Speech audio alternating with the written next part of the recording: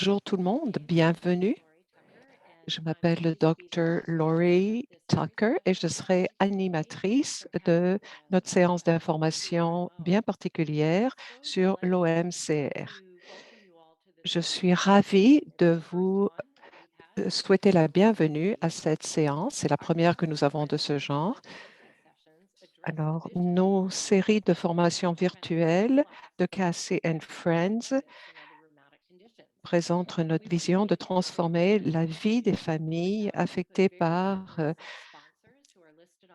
l'arthrite juvénile et autres maladies rhumatismales. Grâce à nos commanditaires, la Société d'arthrite, Nicolas, Abbey, Amgen et Sobi, nous pouvons vous présenter ce genre de séance. Si c'est votre première séance de Cassie and Friends, j'aimerais vous signaler qu'il y a une bibliothèque virtuelle qui est gratuite. Peut-être que certaines séances pourraient vous intéresser. Regardez ce qu'il en est. Aujourd'hui, la séance sera enregistrée et sera accessible sur notre site et vous pourrez l'écouter avec vos amis et votre famille si vous le souhaitez. Alors, vous pouvez aller sur le site web pour trouver des ressources et aussi de l'information sur l'arthrite juvénile. On parle de médicaments biologiques, de nutrition, d'activité physique, de santé mentale, d'injection, etc. Aujourd'hui, c'est merveilleux. Nous avons 126 personnes qui se sont inscrites à la séance d'aujourd'hui. Alors, sur la carte, vous voyez un petit peu ce qu'il en est. Il y a 75 villes et régions qui sont représentées ici aujourd'hui. C'est vraiment surprenant. Nous avons d'autres façons, grâce à Cassie Friends, d'être connectés à d'autres parents grâce au groupe d'arthrite juvénile Canada. Vous regardez ce qu'il en est en ligne. Vous pouvez garder le contact avec d'autres parents. Nous aurons une période de questions à la fin de la présentation. Alors, s'il vous plaît, utilisez le bouton questions et réponses au bas de l'écran pour poser vos questions. Deux petits points administratifs. Les microphones seront tous en mode muet et si vous avez des ennuis techniques, vous pouvez utiliser le numéro de téléphone qui était inscrit dans votre formulaire d'inscription ou encore vous pouvez utiliser la boîte de clavardage. Maintenant, la prochaine diapo. Je suis très contente de vous présenter Sheila Grant, qui est notre représentante des parents. Elle va partager son expérience en tant que parent. J'ai rencontré Nolan et Blair ainsi que leur maman Sheila en 2016. Et en tant que famille, ils ont vu quels étaient les effets de la maladie, les traitements et aussi tous les problèmes qui sont liés à l'adolescence. Merci, Sheila, d'être ici ce soir, aujourd'hui, pour pouvoir partager votre expérience. Et certainement, vous allez vous reconnaître dans ce que Sheila a à dire. Alors, Sheila, à vous la parole. Hi, Lori. It's Brittany here from Cassie and Friends. Alors, Brittany We're just de reaching out Cassie and because we're Friends having some prend la parole. difficulties today, Elle but nous we would dit que like to Sheila a resolve them beaucoup first if we d'ennuis can. techniques And aujourd'hui. Sheila gets on the line, and Elle then va you can see her face, and essayer then we'll go back to her. de nous rejoindre un peu plus tard. Alors, on va procéder autrement. Alors, le docteur Laurie Tucker revient en disant que je vais donc vous présenter le docteur Polly Ferguson, qui est directrice donc de la rhumatologie pédiatrique, allergie, immunologie au département de pédiatrie à l'Université d'Iowa Carver College of Medicine. Elle a eu son diplôme en médecine de l'Université d'Iowa Carver College of Medicine et elle a eu une formation aussi à l'Université de Virginia School of Medicine et elle est retournée à Iowa Carver College of Medicine euh, pour continuer sa carrière. Le Dr. Ferguson est une experte internationale dans le domaine de l'OMCR, l'ostéomyélite multifocale chronique récurrente. Elle a fait beaucoup de recherches au moment où il y avait très peu qui était connu au sujet de la maladie. Donc, elle s'est intéressée à diverses maladies inflammatoires, de maladies neurologiques, et elle fait sa recherche sur les causes génétiques, immunologiques des maladies auto-inflammatoires, surtout les maladies des os, et elle a identifié plusieurs gènes qui causent l'ostéomyélite stérile et aussi sur le traitement. Alors, elle a écrit beaucoup d'articles qui ont été approuvés par des pairs, a participé à la publication de chapitres et autres. Nous sommes ravis de l'avoir avec nous aujourd'hui. Dr. Ferguson, à vous. Okay, I don't think I screen shared properly. Let's try it again. Oh, it says I am screen sharing. There, can you see it? Bon, pouvez-vous voir ma diapositive? Okay, woohoo. Très bien. Nicole Ferrier. Hi, Nous everybody. avons levé un So I'm obstacle Nicole d'ordre Ferguson, technique. and I was Alors, je really, m'appelle Polly very Ferguson. excited to be able to talk to you all. And J'étais vraiment I'm gonna try contente to talk, de pouvoir vous parler ici aujourd'hui. patient and family centered.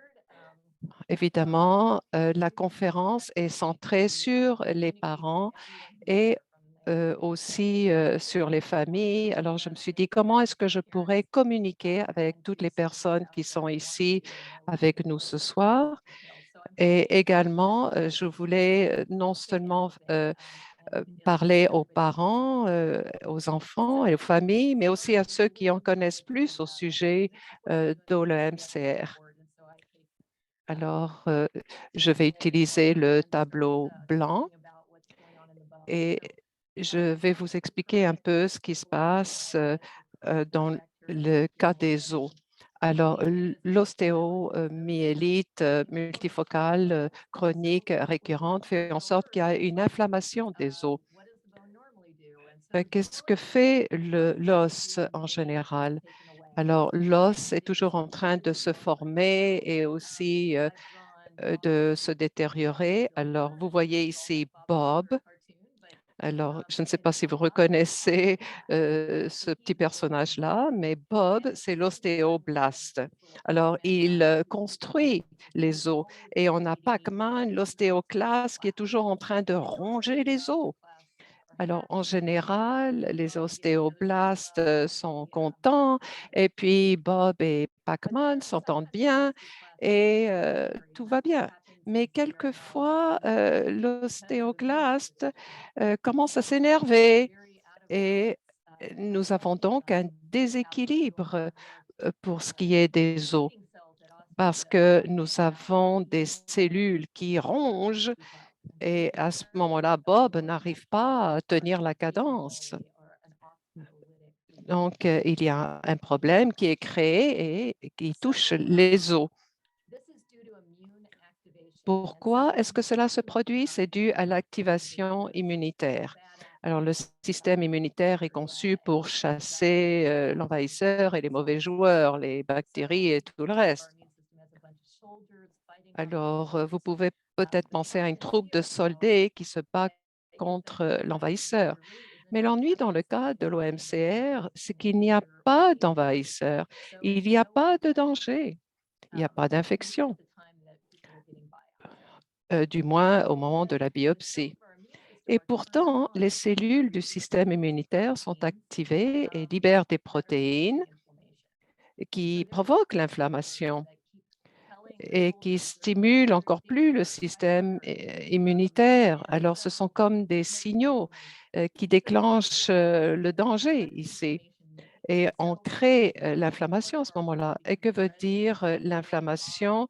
Eh bien, c'est lorsqu'il y a une région atteinte qui présente une rougeur, qui est enflée, qui est chaude au toucher. Elle est souvent douloureuse, surtout en réaction à une blessure ou à une infection. Alors, voici notre Pac-Man qui ronge les os. Alors, comme on le sait, dans le système immunitaire, il y a beaucoup de cellules montre que c'est la vieille partie du système immunitaire qui sont bien établies. Et puis, les nouvelles cellules sont très intelligentes, mais c'est la première ligne de défense. Et lorsqu'ils voient qu'il y a un danger, il y a un signal à ce moment-là, eh bien, elles se mettent ensemble pour essayer euh, de se protéger du danger. Alors, pourquoi est-ce qu'il y a les ostéoclastes qui sont mécontentes? Alors, on voit ce qui se passe dans le sang. On voit qu'il y a toutes sortes de molécules qui font en sorte que les ostéoclastes sont en colère. Alors, on voit qu'il y a divers facteurs qui existent. Il y a le facteur stimulant la prolifération des macrophages, il y a l'interleukine 1, il y a le facteur nécrosant des tumeurs, il y a le ligand de Rank, et on voit ici que il y a de la colère et il y a un cercle vicieux qui se produit. Alors, il y a des facteurs nécrosants aussi. Il y a aussi l'interleukine 1 et on voit ici ce qu'il en est pour ce qu'on appelle le TNF, l'IL6 et IL1. Cela a fait en sorte qu'il y a une surproduction de protéines pro-inflammatoires. Mais les anti-inflammatoires comme l'interleukine 10 ou 19 vont agir pour calmer. Alors, dans le cas de l'OMCR, il y a un déséquilibre entre les protéines pro-inflammatoires et anti-inflammatoires. Pourquoi? Parce qu'il y a un excédent de production de protéines pro-inflammatoires. Donc, cela touche la régulation du gène et en Grande-Bretagne, on a essayé de voir quels étaient les changements épigénétiques. C'est assez complexe, mais on voit qu'il y a des changements et ça change donc les protéines et ça diminue donc l'expression génique des protéines anti-inflammatoires. Et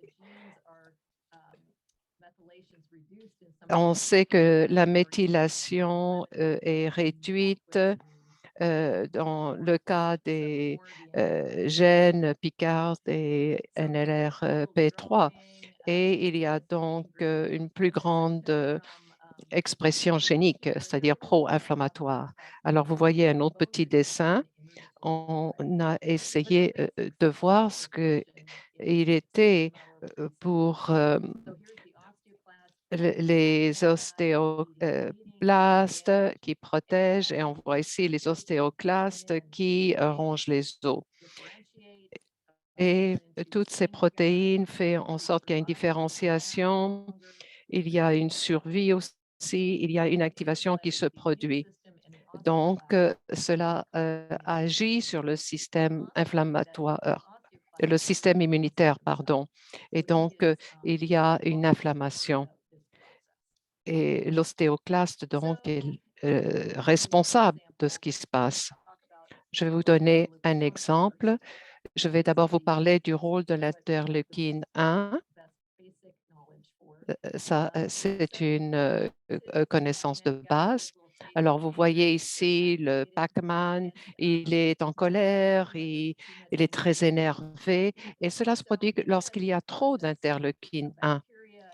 Et dans ce processus, il y a un virus ou une bactérie va créer trop d'IL1 et cela peut donner lieu à de la fièvre.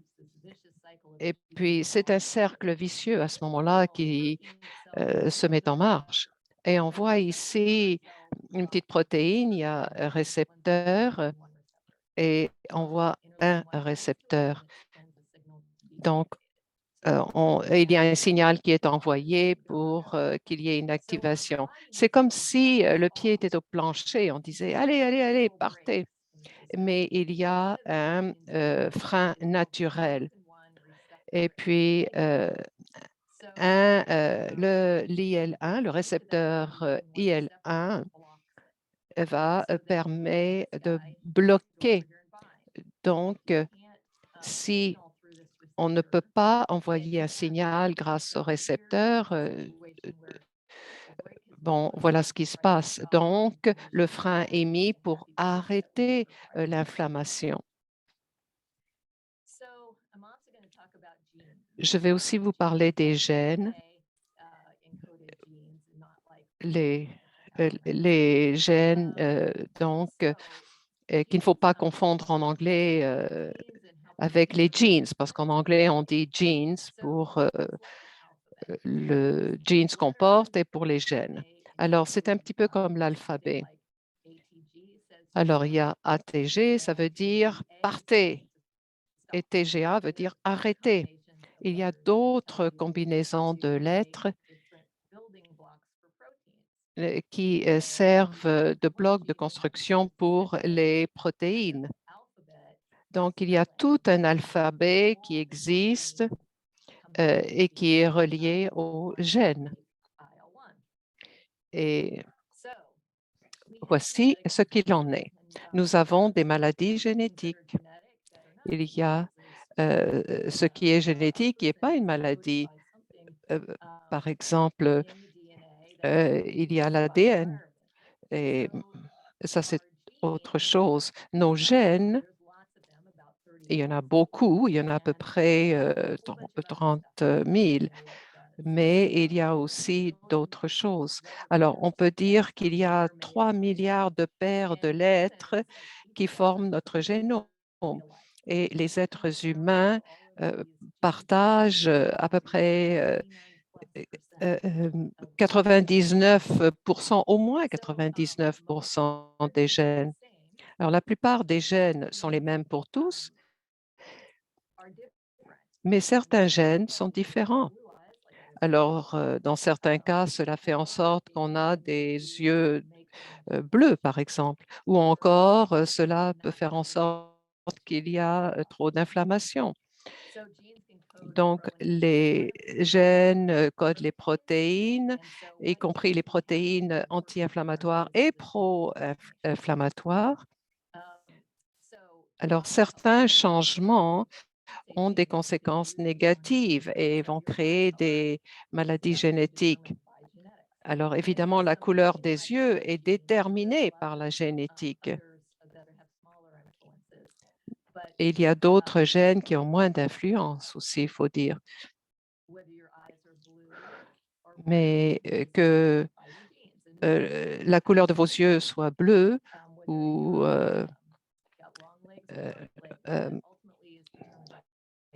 marron, eh bien, cela, c'est déterminé par la génétique. C'est la même chose aussi si vous avez des jambes longues ou courtes, mais quelquefois, c'est dû à autre chose. Mais, comme je disais, certains changements ont une incidence négative et vont créer donc des maladies génétiques. Mais je vais vous parler aujourd'hui de maladies récessives. Par exemple, votre maman et votre papa vous ont donné une copie de gène, d'accord? Alors, vous recevez une copie de la maman et une copie du papa. Mais si les deux copies ne sont pas de bonne qualité, eh bien, il y aura une maladie récessive. Mais s'il y a une copie qui est bonne et une copie qui est mauvaise, vous pouvez quand même avoir une maladie dominante. Mais vous inquiétez pas de ce que je vous dis en ce moment. Je vais vous en parler un peu plus tard, un peu plus en détail. Alors, on sait que l'OMCR peut être causé par des mutations géniques. Alors, voici maintenant quelques résultats qui montrent le rôle de la génétique. Alors, quelquefois, il y a une maladie osseuse auto-inflammatoire. Alors, la science montre que c'est dû à la génétique. Alors, quelquefois, ce sont les frères et sœurs qui sont affectés, quelquefois, ce sont les pères, parents, enfants atteints, par exemple, la maman et un enfant. Alors ça, c'est une question de génétique. Et dans notre groupe de patients, on s'est rendu compte que la moitié du temps, on a des familles qui ont un premier ou deuxième degré, par exemple, soit les parents ou un grand-parent. Il y a quelqu'un dans la famille qui a peut-être le psoriasis ou une colite ou de l'arthrite. Je vais aussi vous parler des modèles de maladies à gènes uniques. Lorsqu'il y a une mutation de ces gènes qui change donc et de mauvaise façon. Alors, il y a des modèles animaux qui existent. Alors, on voit ici la petite souris. Et puis, on a aussi des chiens qui ont des maladies analogues aussi. Alors, il y a la souris OMC, puis il y a aussi les chiens.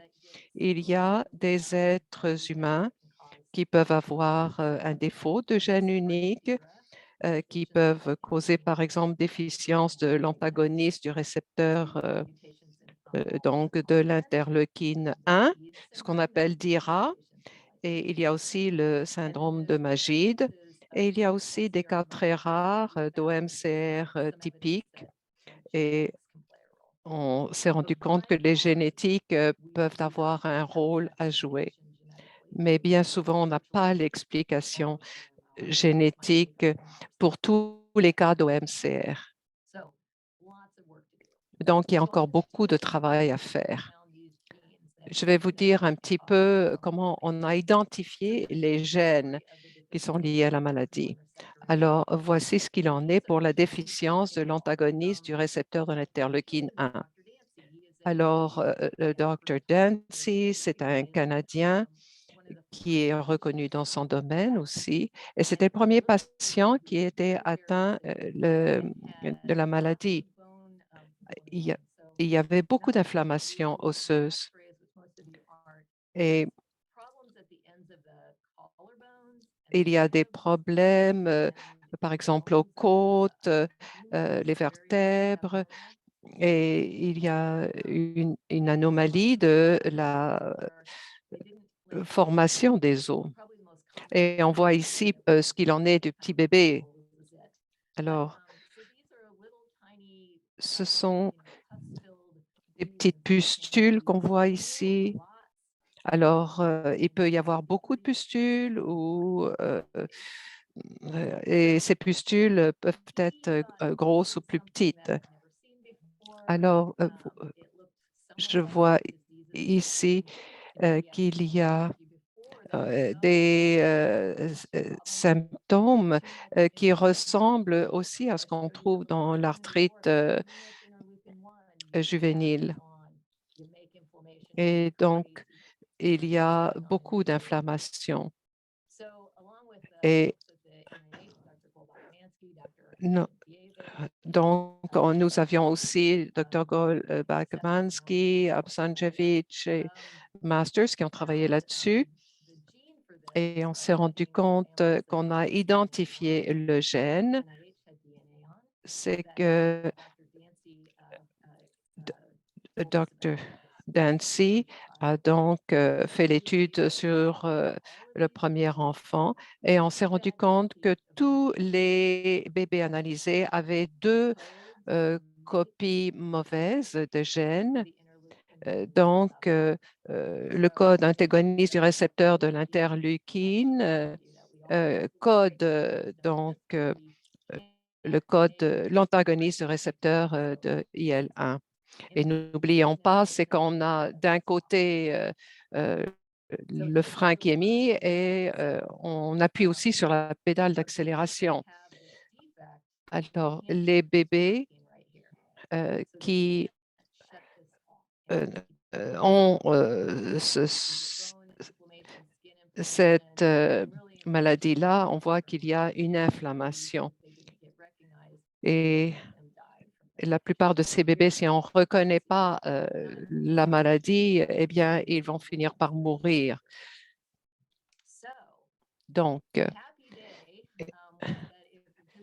heureusement, il s'est trouvé que les laboratoires pharmaceutiques avaient fait un traitement qui luttait contre l'inflammation dans le cas d'arthrite et donc avait fabriqué la protéine qui a pu agir comme frein.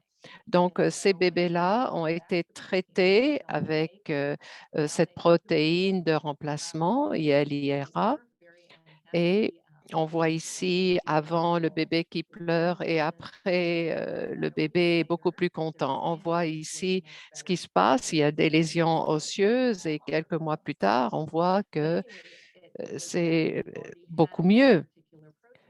Mais on avait cette protéine qui existait et on a pu donc l'utiliser comme traitement.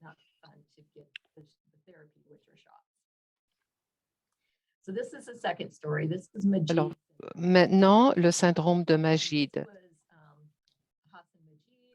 Alors, voici, on avait Hassan Majid et on avait Raven Al-Shanti à l'Université de Iowa qui dirigeait le service de pédiatrie. Et le docteur Majid a vu qu'il y avait des familles qui avaient une OMCR précoce. Donc, la plupart des enfants à l'âge de 9 ans commencent à avoir des signes d'OMCR. Et on s'est rendu compte qu'il y avait des frères, des sœurs qui avaient la maladie, mais les parents étaient en bonne santé. Alors, on s'est dit peut-être qu'il y a une transmission autosomique récessive dans ces cas-là. Et dans certains cas, il y avait une anémie un peu particulière, une anémie dysérie tropoïétique congénitale, l'ADC, mais il y avait beaucoup d'inflammation avant le médicament et donc on a pu traiter cette maladie. Alors, on voit ici ce qui se passe aux chevilles, les genoux. On voit qu'il y a des lésions osseuses. Et alors, on voit ici le nucléus en violet. Et on voit ici que les os sont rongés. Donc, le corps voit qu'il y a une anomalie et on se rendait compte qu'il n'y avait pas assez de globules rouges. Alors, le docteur Chanty et moi s'est rendu compte que c'était dû à la mutation de gènes et c'est quand même très rare. Il y a seulement 24 patients de 11 familles qui ont ce gène de LPIN2 et on on a trouvé les codes LPIN2 pour une protéine appelée LIPIN2. Et ça a été une étape importante. Et ce qui est intéressant, c'est que si on change le métabolisme des graisses, on va changer la situation. Mais on a vu aussi quelle était la protéine essentielle au métabolisme des graisses. Alors, nous avons ici deux garçons qui avaient eu le syndrome de Majid. Alors, on savait de façon génétique ce qu'il en était. Alors, on a le marqueur ici de l'inflammation. Alors, donc, il y avait ici un traitement avec les INS. Ils ont aussi essayé d'autres traitements, mais la situation n'était vraiment, s'était détériorée. Et ensuite, ils ont essayé le blocage avec IL-1. Alors, 6 cas ont été traités avec ce blocage IL-2. Et Donc, à ce moment-là, ça a bien fonctionné parce que les autres traitements n'avaient fait qu'empirer la situation. Et lorsqu'il y avait un blocage avec l'IL1, on voyait que toutes les réponses étaient favorables et tout était revenu à la normale. Alors ici, l'inflammation est en rouge. Ça a été montré à l'IRM. Alors, on voit l'os qui est anormal. Ici, c'est le droit. On voit ici ce qui se passe du genou à la cheville. Et 3 mois après le traitement avec les bêta-bloquants IL-1, on voit que ça s'est beaucoup amélioré. Alors voilà ce qu'il en est pour quelques données scientifiques. Est-ce qu'on s'est rendu compte aussi, et on a analysé ces données-là de diverses façons, mais voici la protéine qui manque. Et lorsque cette protéine manque, il n'y a pas assez de cholestérol dans les cellules. Et donc, un des récepteurs ne fonctionne pas bien. Et lorsque ce récepteur ne fonctionne pas bien, cela active le système immunitaire. Donc, si on a des, des cellules qui n'ont pas d'IL-2 et qu'on leur donne plus de cholestérol, on, on- on a eu euh, une amélioration du cas.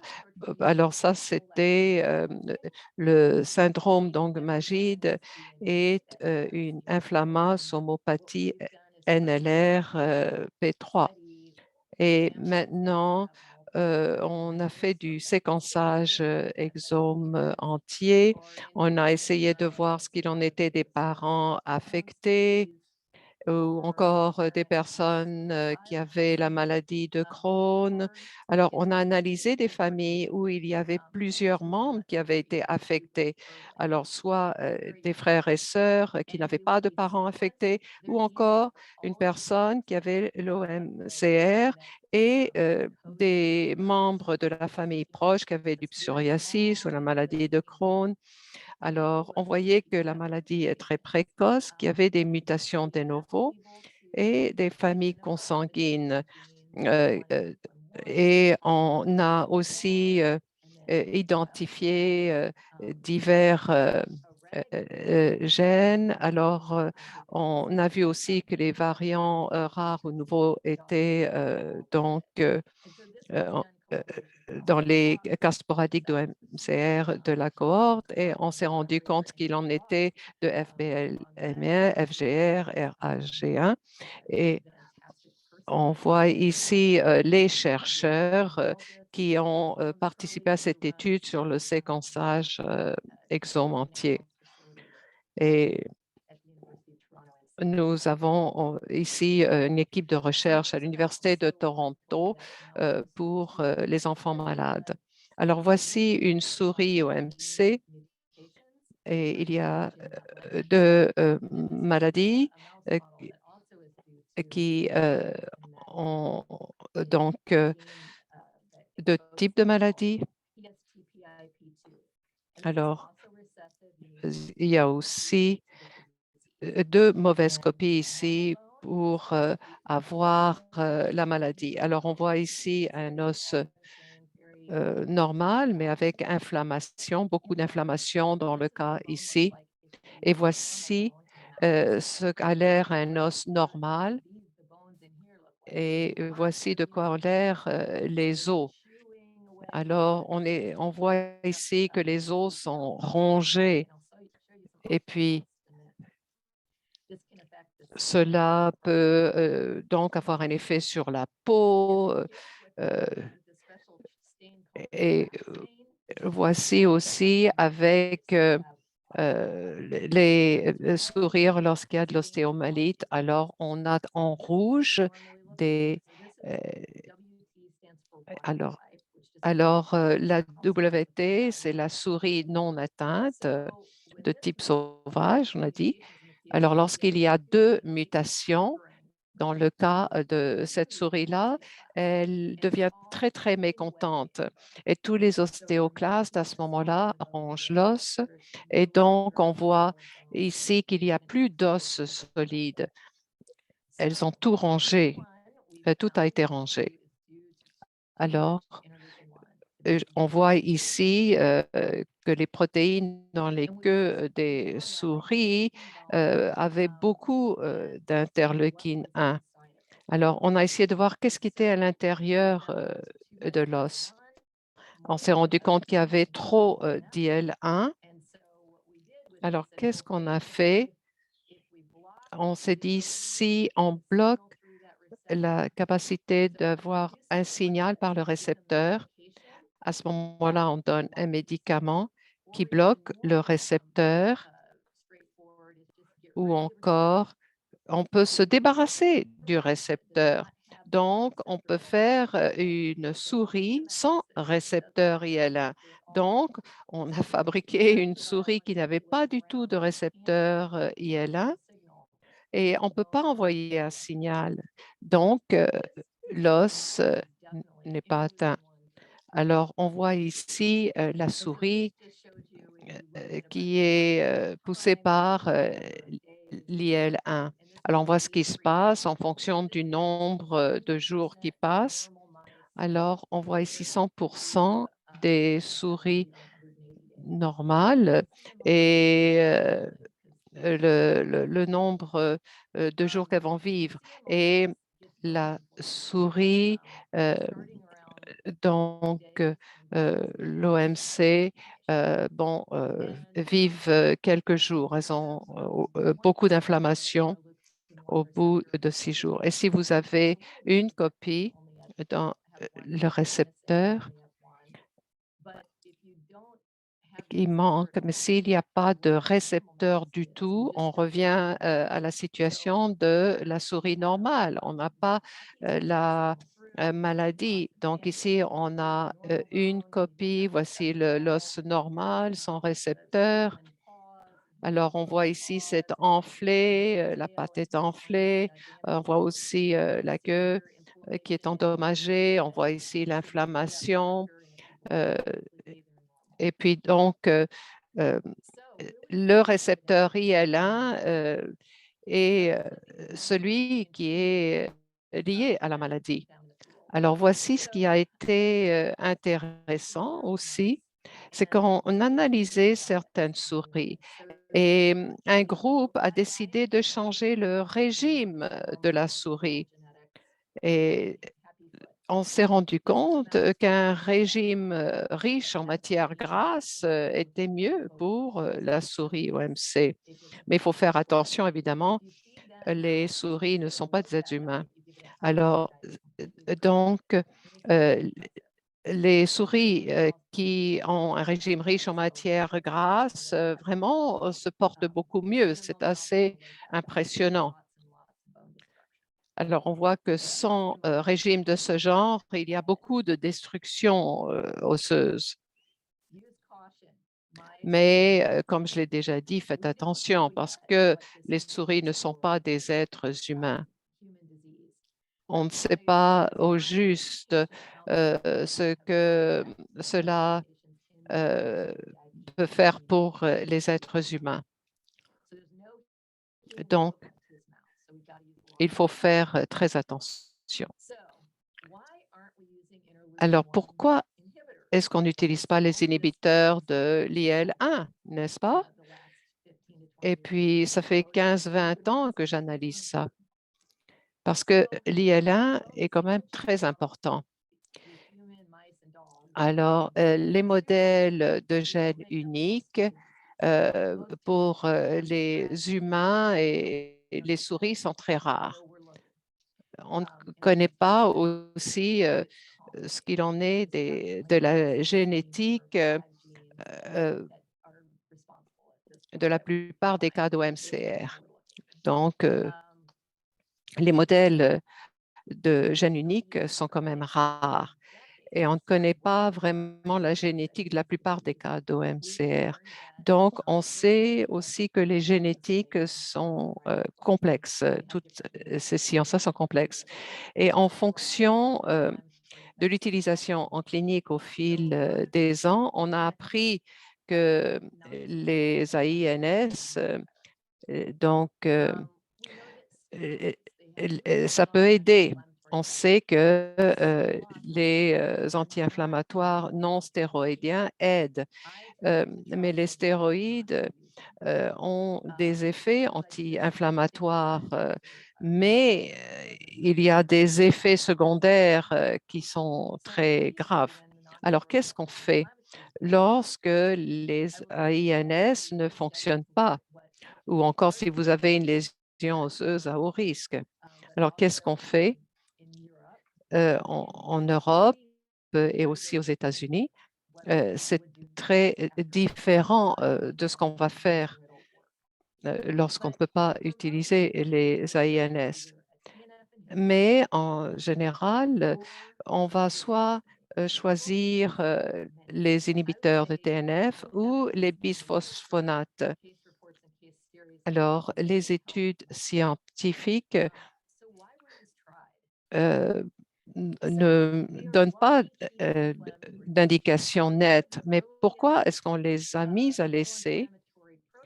Et c'est parce que les protéines pro-inflammatoires es- essentielles peuvent être bloquées. Donc, on a des médicaments qui peuvent bloquer les protéines pro-inflammatoires.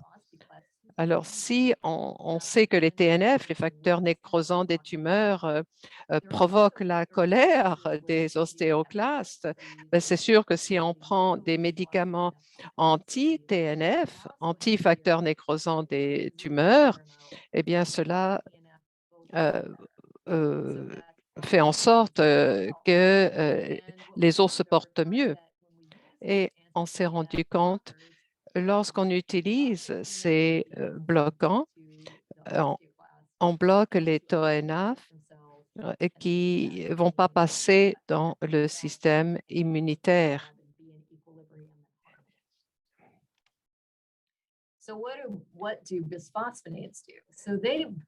Alors, que font les bisphosphonates? C'est que les ostéoclastes ne peuvent plus ronger les os. Il ne fait que tourner en rond. Et donc, les bisphosphonates luttent contre les ostéoclastes. Mais évidemment, on peut bloquer le cycle de l'inflammation. Et puis, donc, les bisphosphonates, sans doute, sont la meilleure façon de se débarrasser de la douleur. Donc, on se débarrasse aussi de la fonction ostéoclastique, euh, du moins pour un certain moment. Alors, pourquoi est-ce qu'on utilise cette approche? C'est en fonction d'expérience et de l'opinion des experts. Alors, aux États-Unis, on n'a pas vraiment de médicaments approuvés spécifiquement pour le MRC et c'est vrai aussi pour d'autres pays. Et ces études sont non fondées sur des données contrôlées. Alors, évidemment, il faut faire des essais contrôlés pour déterminer qu'est-ce qui est mieux. Alors, il faut voir aussi, est-ce qu'il y a du psoriasis? Est-ce qu'il y a la maladie de Crohn, par exemple? Il faut voir. Alors, peut-être qu'on peut ajouter d'autres médicaments de façon contrôlée. On a besoin de plus d'études scientifiques fondamentales. On a besoin d'étudier aussi ce qui se passe dans le tissu osseux. Et puis, on, on a des personnes qui travaillent aussi dans le domaine de l'ostéologie, essaient de mieux comprendre les os et d'autres chercheurs travaillent sur l'OMRC. Alors, on doit mieux comprendre qu'est-ce qui se passe dans l'os parce qu'on ne le sait pas vraiment. Également, il faut comprendre ce qu'il en est des choix de vie et autres facteurs de ce genre aussi. Ce n'est qu'un début. Alors, bien souvent, on me demande qu'est-ce que mon enfant devrait manger. Et donc, je le fais dans le cas de l'OMCR. Je vous dis que peut-être on peut changer le régime. Alors, on sait que l'ostéomyélite dans la souris peut être protégée si on fait un changement de régime. Mais aucun être humain qui a l'OMCR a la mutation de la souris OMC. Et comme on le sait, les régimes riches en matière grasse sont liés aux maladies cardiovasculaires et sont dangereuses. Alors, qu'est-ce qu'on doit faire? C'est que beaucoup d'aliments sont inflammatoires. Il y a beaucoup d'informations sur les médias sociaux, dans les articles de presse, sur les régimes anti-inflammatoires. Donc, on peut se poser la question, est-ce que je devrais faire en sorte que mon enfant suive un régime anti-inflammatoire? Mais ces régimes-là sont très restrictifs et on n'a pas fait de tests chez les enfants parce qu'il n'y a pas d'œufs, pas de produits laitiers. Bon, il y a beaucoup d'autres éléments. Donc, peut-être que les enfants n'auront pas assez d'aliments. Alors, certains adultes qui ont essayé les régimes anti-inflammatoires ne veulent pas que les enfants aient ce genre de régime. Donc, ce n'est pas idéal à mon sens parce que ça peut entraîner des pertes de poids, une mauvaise croissance, une déficience de micronutriments.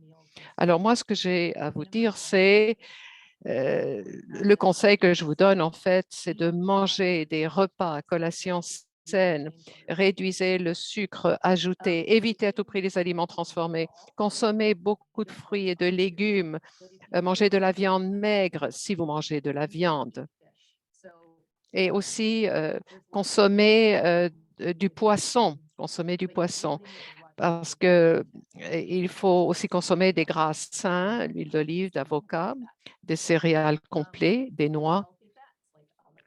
Mais comme on le sait, les gras sains sont bons pour vous, mais les gras qui ne le sont pas, évidemment, cela nuit à la santé.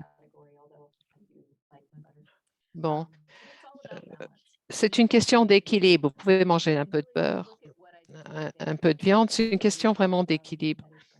En fait, vous suivez les fondements du régime méditerranéen. Et, et donc, ce régime, on le sait, est bon pour la santé et aussi pour la longévité. Alors, c'est tout ce que j'avais à dire. Et voici notre stade de football où je travaille. Et puis, nous avons 70 000 enfants se retrouvent là et c'est vraiment très touchant. Alors, j'aimerais aussi remercier toutes les personnes qui m'ont aidé dans cette recherche et des personnes qui sont d'un peu partout au monde, y compris des Canadiens. Alors, nous avons des personnes qui viennent de partout qui ont participé à cette recherche. Alors, merci beaucoup, Dr. Ferguson. Merci. Vous nous avez expliqué ce qu'il en est au sujet de l'OMCR et ce que nous connaissons au sujet de cette maladie. Maintenant, je vais céder la parole à Sheila qui va nous parler pendant quelques minutes de son expérience au sujet de l'OMCR qui a été diagnostiqué dans sa famille. Pouvez-vous m'entendre? Demande Sheila. Oui, on vous entend. Alors, par où commencer? Il y a 10 ans, Mon jeune fils était au jardin d'enfants et il devait aller à la piscine et puis le soir, euh, il est revenu à la maison et puis il pleurait et puis il dit, ben voilà, j'ai une blessure au cou. Alors, je me suis dit, mais comment ça s'est produit? Il n'avait pas de réponse à me donner. Alors, j'ai été voir le médecin de famille et on a pu le voir le lendemain. Il était inquiet. Et puis, le médecin dit, il faut faire des analyses. Alors, il pensait peut-être que c'était de l'ostéomyélite. Alors, il voulait qu'on l'emmène aux urgences aussi et d'aller voir aussi des spécialistes, mais c'était loin d'où on habitait. Mais on a quand même été voir le spécialiste. Il y a eu des analyses. Alors, c'était une expérience très émotive.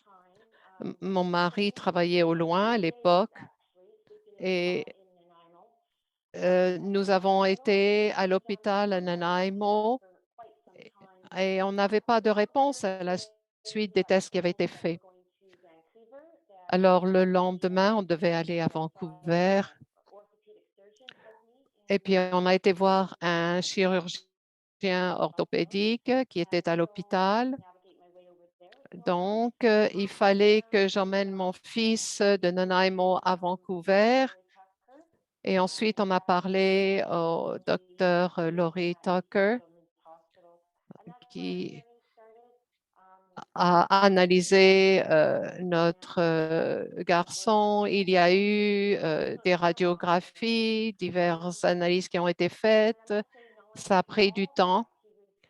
Et puis, je peux dire que Nolan n'est pas un petit garçon qui se plaint et il a toujours un bon sens de l'humour. Et c'est vraiment un petit garçon extraordinaire.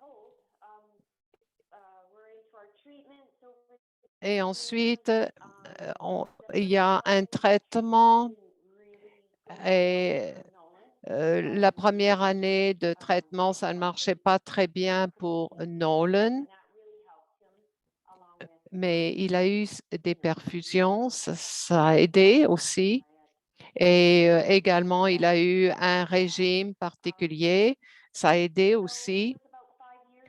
Et, et Blair, mon autre fils, est tombé alors qu'il était imparté et puis il s'est fait mal au poignet et puis le médecin lui a dit qu'il fallait faire une radiographie et puis aussi il est revenu avec un diagnostic de maladie. Je ne pensais pas que j'aurais deux enfants dans ma famille qui auraient de l'ostéomyélite, mais c'est ce qui produit.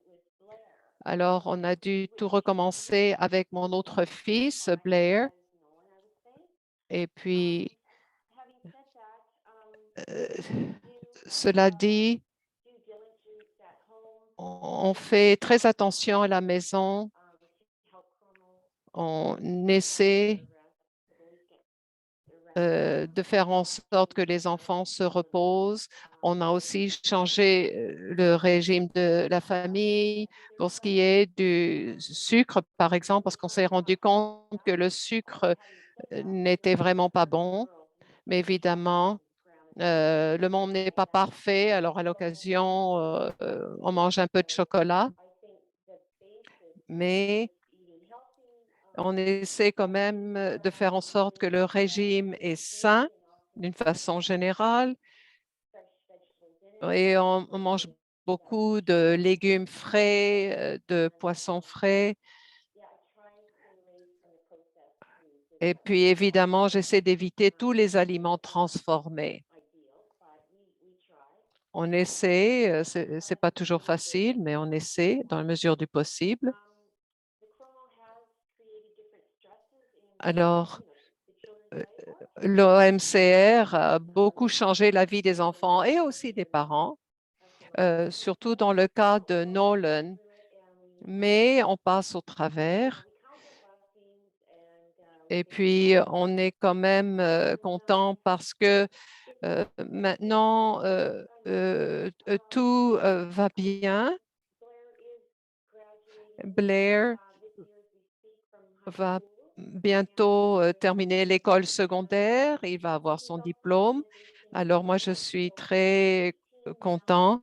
Maintenant, il a eu 18 ans et maintenant, il va faire la transition de l'hôpital pour enfants pour un hôpital donc pour adultes. Il va suivre un programme donc pour adultes et il ira donc à l'île de Vancouver pour ce programme-là.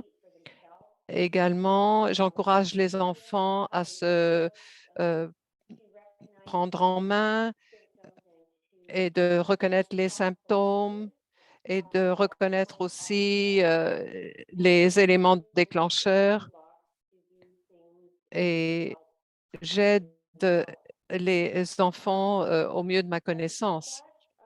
Et cela dit, je pense que l'OMCR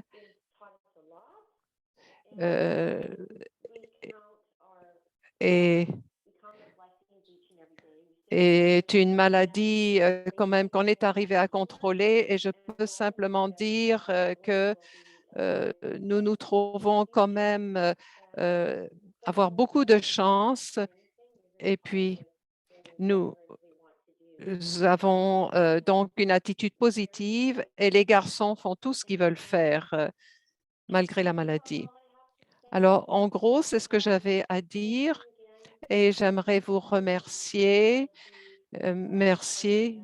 J'aimerais remercier toutes les personnes, y compris le Dr. Tucker et autres personnes de l'hôpital qui nous ont si bien aidés. Alors, merci beaucoup, Sheila, d'avoir partagé l'histoire de votre famille. C'est bien d'entendre ce que vous avez à dire. Oui, je me rappelle très bien les premières fois où vous êtes venu avec Nolan. Maintenant, on va voir s'il y a des questions. Nous avons eu des questions qui ont été envoyées avant la conférence et aussi nous avons des questions dans la boîte QR. Alors, si on ne répond pas à votre question aujourd'hui, on va essayer d'y répondre et nous allons le mettre sur le site, sur ressources. Donc, on va essayer de répondre à toutes les questions.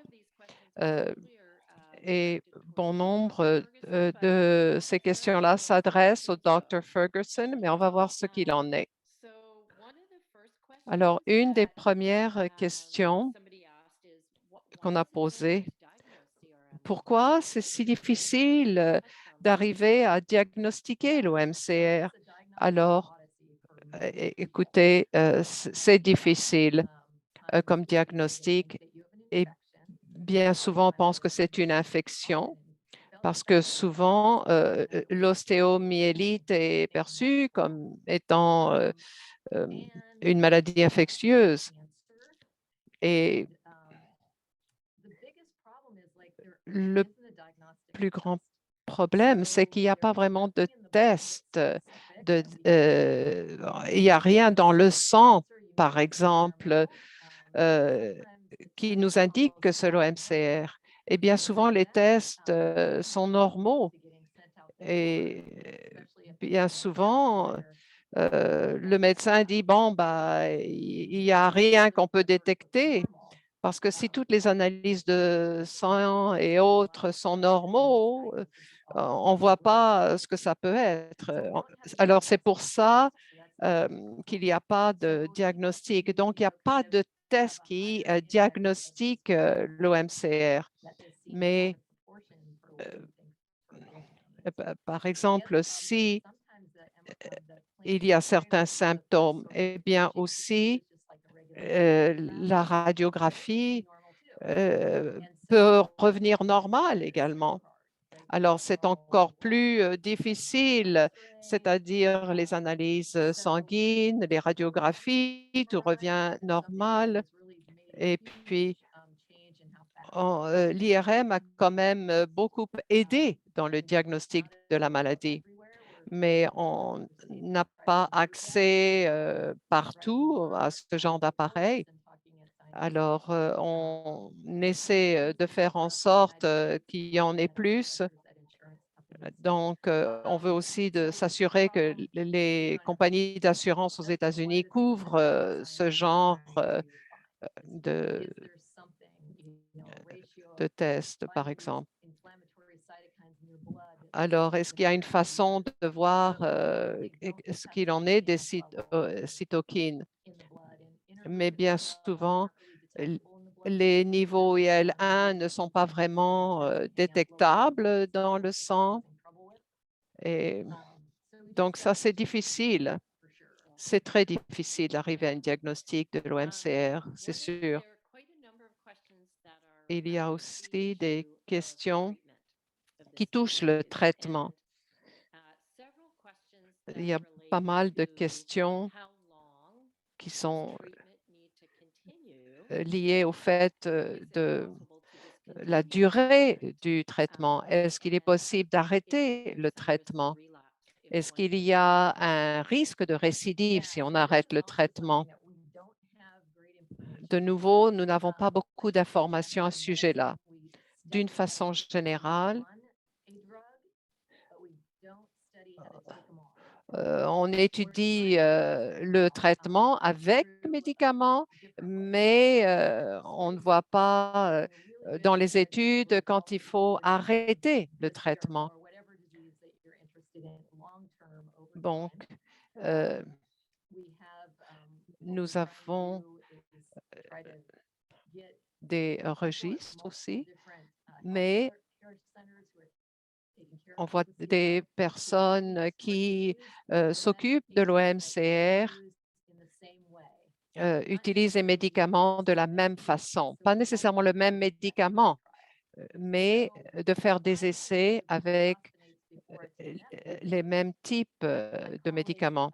Alors, par exemple, moi, si j'utilise les bisphosphonates, par exemple, et que mon collègue utilise un autre médicament, c'est bien de pouvoir comparer ce qu'il en est, parce qu'il n'y a pas beaucoup de ressources pour faire des essais cliniques au sujet des différents médicaments. Mais on peut donc entre nous voir ce qu'il en est.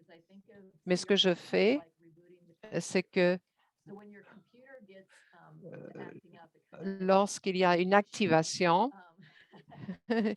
par exemple, c'est le cas d'un ordinateur, un peu ce qui s'est produit avec Sheila, qui a eu des ennuis d'ordinateur. Alors, il y a une activation, là, il y a quelque chose qui cloche, et c'est la même chose dans le cas de l'OMCR. Il y a une activation des ostéoclastes. Donc, qu'est-ce qu'on fait? C'est qu'on va éteindre l'ordinateur et puis on va revenir à ce qu'il en est.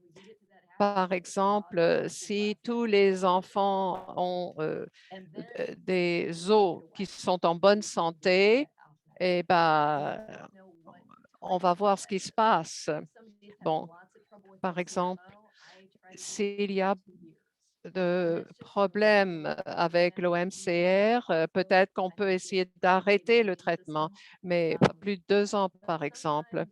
Et quelquefois, les enfants reçoivent juste quelques doses de bisphosphonate et ça fonctionne bien. Alors, on essaie de voir ce qu'il en est et on voit un petit peu ce que fait le traitement. Il y a beaucoup de questions qui sont liées au pourcentage d'enfants qui vont continuer à avoir des problèmes d'OMCR lorsqu'ils deviennent adultes. Alors, c'est quoi le pourcentage d'enfants qui vont continuer à avoir l'OMCR quand ils seront adultes.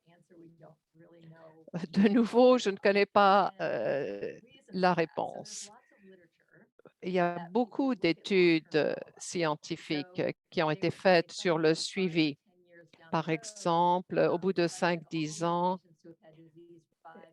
il y a des patients et qui ont eu la maladie pendant 5 à 10 ans. Ensuite, on voit le pourcentage de personnes qui continuent à avoir des problèmes.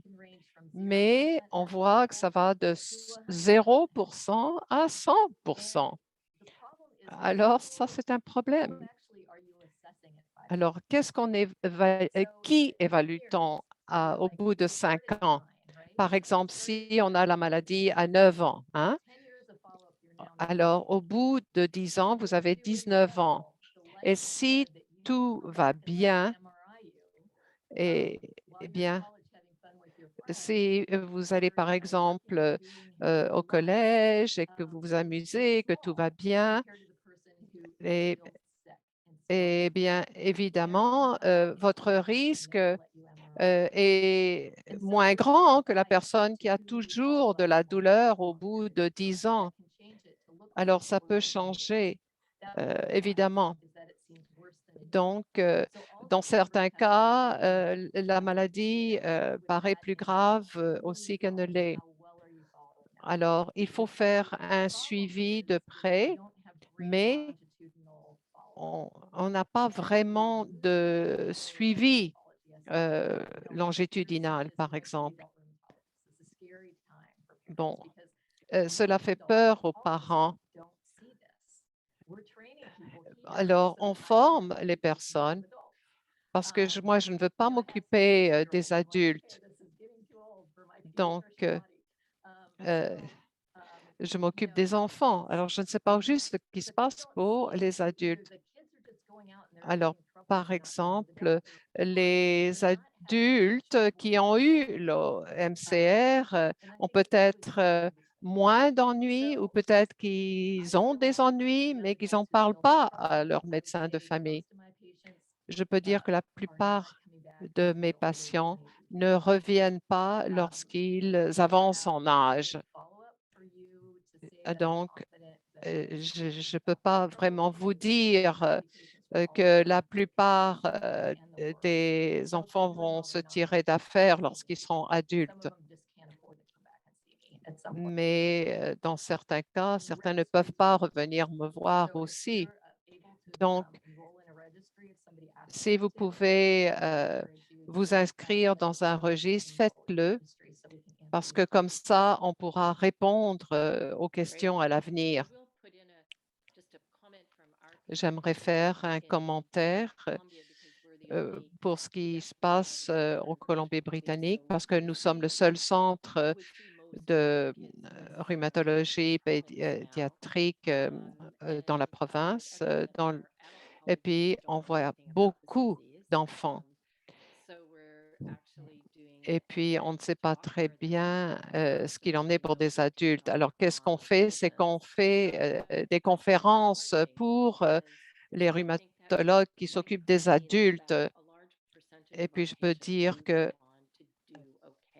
un grand nombre d'enfants atteints d'OMCR se tirent d'affaire.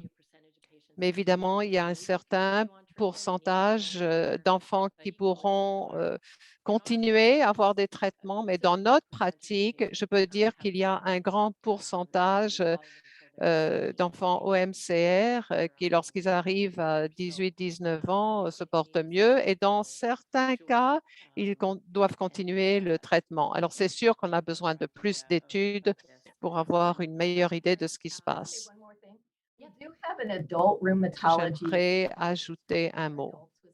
Nous avons un registre pour les adultes qui ont de l'OMCR.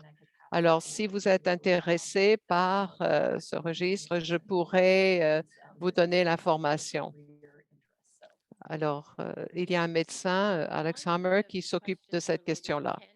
Une autre question, est-ce qu'on peut avoir l'OMCR donc une seule zone du corps. Est-ce que ça peut être simplement dans un seul site du corps, l'OMCR? Est-ce que ça affecte une seule région, même si ça s'appelle multifocal? Et- Mais pourquoi est-ce qu'on utilise l'étiquette OMCR? C'est parce qu'on essaie de trouver ce qu'il en est des autres régions. Alors ça, c'est la mentalité des médecins en se disant s'il y a une région, il faut voir ce qu'il en est des autres régions du corps. Mais c'est vrai, souvent, c'est souvent un seul région, ça peut être la mâchoire ou au cou, mais, mais c'est peut-être 10-20%. Si on regarde ce qu'il est de l'IRM, on pourra voir s'il y a d'autres régions qui sont atteintes ou non. D'autres questions maintenant? Est-ce qu'on peut euh, avoir donc l'OMCR et aussi l'arthrite avec anthésite en même temps? Oui. Alors, par exemple, dans la région de dans les articulations iliaques, il y a deux articulations qui sont là et cette articulation peut avoir une inflammation. Donc, il y a de la spondylite qui peut se produire et donc on peut avoir de la spondylarthropathie. Mais Et puis, moi, je traite ces enfants-là comme s'ils avaient de l'OMCR parce que bien souvent, ils n'ont pas besoin d'un traitement à très long terme. Donc, on voit dans les études scientifiques qui avaient donc plus de symptômes d'arthrite avec anthésite. Donc, il faut que je fasse un suivi à plus long terme dans ces cas-là. Il y a une autre question maintenant pour Sheila. Est-ce que vous avez des conseils pour les parents pour qu'ils disent à leurs enfants comment prendre soin d'eux-mêmes?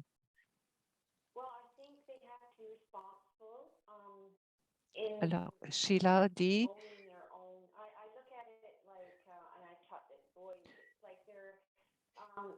their own unique little package, if you will. il faut tenir compte de la personnalité de l'enfant, de parce que ce dont une personne a besoin, c'est peut-être différent pour une autre personne. Alors, je dis à mes garçons qu'il faut qu'ils soient responsables. On ne sera pas toujours là pour eux parce qu'ils vont avancer en âge et il faut qu'ils s'occupent d'eux-mêmes. Il faut qu'ils voient quelles sont leurs limites pour ce qui est de l'exercice et les sports et le reste. Mais j'ai aussi une question pour vous. Alors que les enfants deviennent des adultes,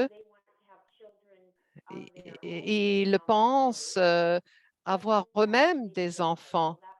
Et est-ce que l'enfant qu'ils vont avoir risque d'avoir de l'OMCR ou enfin ils s'inquiètent quoi? Ben, c'est sûr qu'il y a des enfants OMCR qui pourront avoir un enfant aussi qui a l'OMCR, mais ils sont très peu nombreux en fait. La plupart des personnes, c'est-à-dire que d'avoir deux garçons, eh bien, évidemment, ça vous inquiète encore plus la possibilité qu'il y aura des petits-enfants qui auront de l'OMCR. Mais je peux vous dire que moi, j'ai étudié la rhumatologie en raison des cas qui existent dans ma famille. Et j'ai choisi la rhumatologie parce que j'étais très intéressée, évidemment. Mais je je ne veux pas euh, dire que nous avons eu de bons médecins.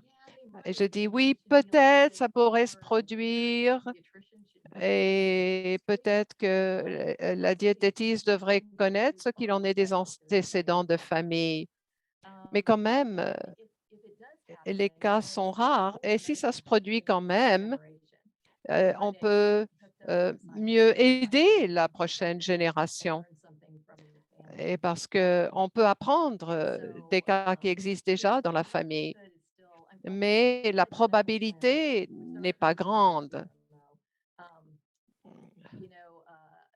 So that probably isn't going to give us great information, but for most traumatic diseases, if you're an Mais, identical twin and you Par exemple, pour les jumeaux, et que les jumeaux et la maladie, c'est de 20 par exemple. Donc, si on a bon, un gène unique, etc., c'est comme j'ai expliqué, mais sinon, les cas sont quand même assez rares que les enfants aient la maladie qu'ils ont. Alors, une autre question.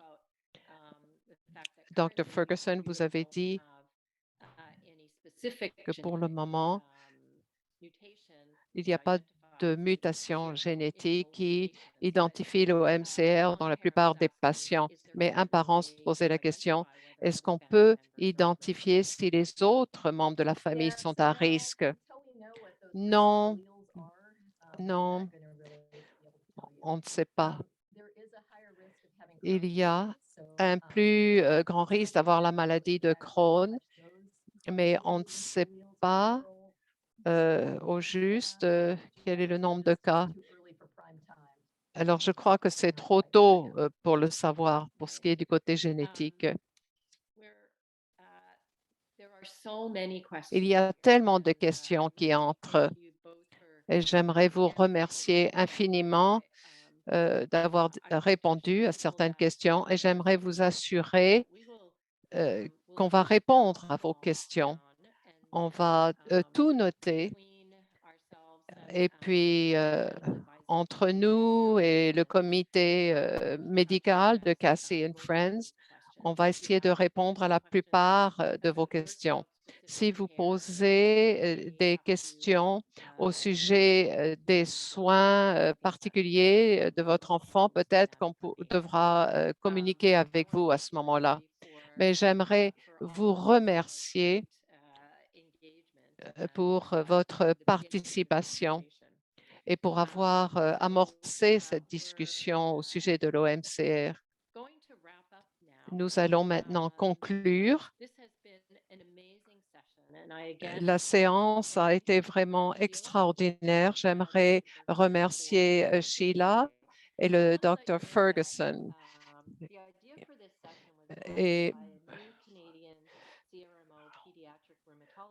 un groupe de rhumatologie pédiatrique a amorcé donc l'étude sur l'OMCR et nous avons ce nouveau groupe au Canada, c'est que nous voulons mieux faire connaître l'OMCR et nous voulons faire en sorte que les patients, les parents, les médecins travaillent tous ensemble pour trouver des solutions à l'OMCR. Alors, on a demandé à Cassie and Friends de leur offrir leur partenariat et nous avons tellement de personnes qui participent ici aujourd'hui de partout dans le monde. Nous voulons garder le lien. Alors, s'il vous plaît, restez à l'écoute parce qu'on va vous demander de nous donner un coup de main pour l'élaboration de notre programme. S'il vous plaît, gardez le contact avec Cassie and Friends au sujet des nouvelles, des activités qui s'en viennent, de la recherche. Alors, Cassie and Friends fait beaucoup de travail grâce à des familles comme les vôtres. Et puis, si vous êtes en mesure de le faire, faites un don. Et si vous êtes un Canadien, s'il vous plaît, joignez-vous au marathon de Casey and Friends. Alors, vous pouvez courir ou marcher pour appuyer le travail qui se fait à Casey and Friends. Si vous habitez en Colombie-Britannique, alors, s'il vous plaît, joignez-vous à une équipe de Casey and Friends et je vous dirai bonjour parce que la plupart des équipes dans les hôpitaux qui s'occupent des enfants atteints d'arthrite juvénile seront là. Alors, merci de vous être rejoints à nous. C'est une expérience vraiment formidable.